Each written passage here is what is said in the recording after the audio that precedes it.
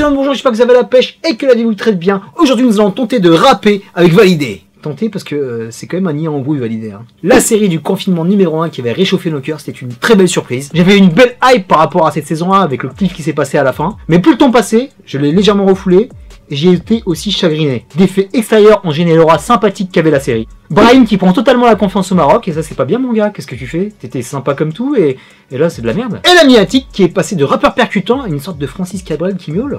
Je crois que je t'aime. Non Attic, tu as beau dire ça, je me suis fait seul, mais tu es quand même un produit estampillé validé. Et c'est un peu comme ça qu'on a suivi ta carrière, mais je respecte ton choix. Plus le déboulement des autres séries qui étaient post-Covid et qui sont sorties à toute vitesse, il y a des séries qui sortent chaque semaine, dont Dave qui a vraiment cartonné avec sa saison 2, peut-être qu'on en parlera. Donc oui, quand Validé a été balancé, je n'ai pas sauté dessus, je n'ai pas sauté de joie. J'ai attendu quelques jours pour voir l'épisode 1, il y a beaucoup de souvenirs qui m'ont envahi, comme ce super acteur, en fait je pense que c'est lui le héros de la série. Saïdou Kamara qui incarne William, je kiffe ce personnage. Totale révélation, j'espère qu'il aura une grosse carrière. Deux trucs sympathiques avec le rap game qui est là, même si là l'entourage terroir de Gaston Bide ne fonctionne pas toujours parce qu'il y a tellement de rappeurs qui sortent à la semaine, il y en avait encore qui étaient dans la série, je ne connaissais même pas. Donc je me suis fait un peu expulser, même si j'ai souri des fois, avec l'apparition de Raph qui a un vrai rôle, c'était super drôle ça. Et il y a même la petite nana qui fait les podcasts sur Allociné, j'ai reconnu sa voix, elle fait une petite interview au Rex.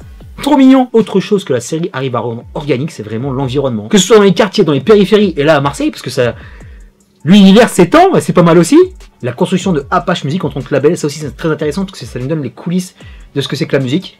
Et la place des rappeuses dans le rap français qui était plutôt bien étudiée. Et un ajout qualitatif qui va en revenir à des fois un peu plus tard parce que je suis désolé, vous l'avez mal développé. Saïd Tagmaoui, purée, quel acteur! On le kiffe Saïd, de revenir en France, de venir donner un petit coup de main, sûrement à son pote Gaston Bide, ça fait plaisir. Monsieur est très généreux. Et la série reste dynamique, punchy, feuilletonnante, t'as envie de suivre. Mais par contre, je pense que Gaston Bide et toute sa bande, ils ont été trop gourmands. Il y a beaucoup plus de players que par rapport à la saison 1. Donc plus de players ajoute plus d'embrouilles. C'est un arc narratif reste intéressant, mais là on n'a plus rien à foutre. Et là où Babès, c'est que trop d'embrouilles, tu l'embrouilles, et surtout tu le rappes, parce qu'en fait tu regardes plus cette série pour l'artistique, tu regardes pour l'embrouille, pour le fait divers. Le rap est vraiment devenu secondaire. Et ça n'a rien à voir avec le talent de la rappeuse, je pense qu'elle a un petit talent sympa.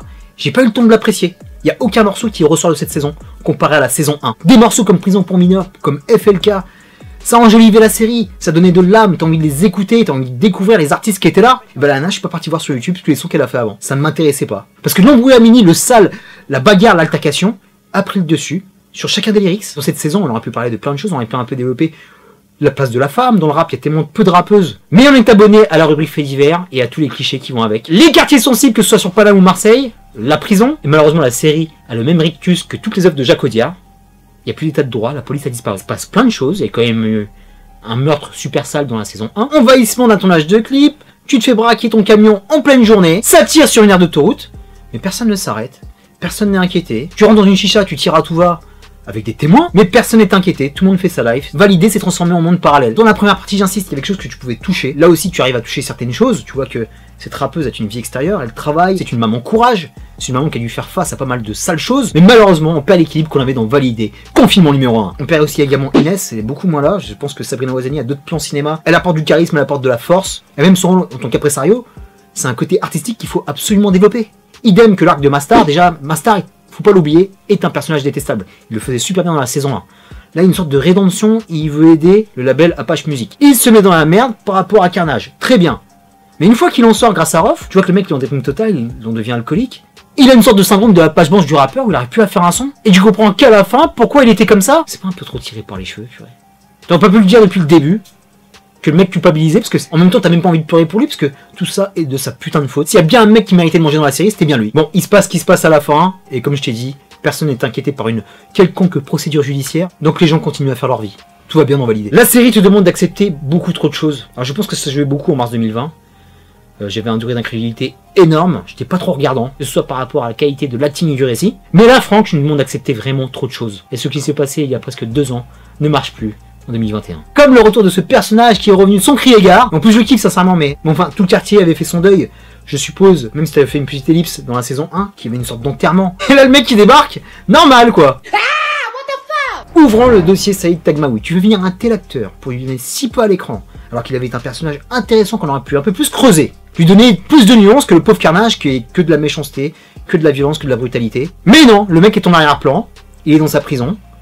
T'aurais pu en faire un stratège façon Kingpin dans Daredevil, c'est le Caïd. C'est quand même une sorte de parrain, le mec il est craint, tu penses qu'il va avoir une armée avec lui. Et le pauvre gars dans sa propre ville, on envoie 4-5 mecs. qui sont hagards dans le premier quartier. Il les envoie sur Paris pour gêner la carrière de son ex. Et les mecs, c'est des brels. Les mecs sont pas du tout inquiétants. Pas du tout stratégiques. Même le patron d'Omega faisait un peu plus flipper. Il avait un peu plus de suite dans les idées pour mettre des bâtons dans les roues. Mais alors là, quelle déception. Et même les embrouilles, elles se règlent trop rapidement par rapport à ce qu'on avait vu avant. Et je pense que c'est le format qui va pas.